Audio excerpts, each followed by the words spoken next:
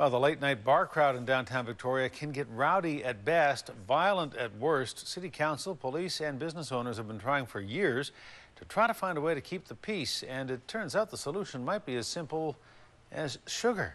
Handing out lollipops to late-night revelers is a regular practice in the United Kingdom, and Victoria had a taste of success with that Canada Day, handing out the sugary pacifiers to the inebriated partiers. Now one city councillor wants to make it a regular occurrence. News reporter Astrid Braunschmidt joins us now live with more on the story. Astrid. You know, Hudson, there is no real scientific evidence that handing out candy to drunken strangers will in fact keep the peace, but you have to admit this is a very sweet idea.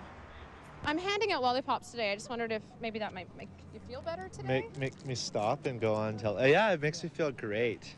Hand someone a lollipop and it's unlikely you'll get a sour response. It makes me feel happy.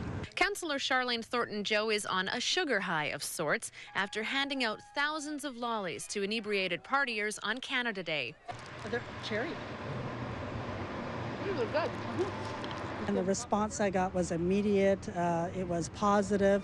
It built relationships. Hitting drunks with this sucker punch was a test to see if the sweet idea could pacify sour late-night behavior. It's been used quite a bit in the UK for neighborhoods where there are pubs, neighborhood pubs, and you want people to leave quietly. They've been using it to quell a little bit of violence after bar closures. The suggestion is that if you're sucking on a lollipop, no one will take you seriously if you start to let them off. Give me a demo. You want to fight? A lot of violence or fights occur because two people look at each other, there's dialogue, and that dialogue escalates to a fight. So, of course, when you're sucking on a sucker, there's less dialogue. It's actually kind of soothing, and they taste good. But could suckers prevent the type of late-night rowdiness and violence that breaks glass? This window was broken in a B&E, but John Caterino says he fixes many others which have been smashed in drunken fights. I'd say at least 3 or 4 months.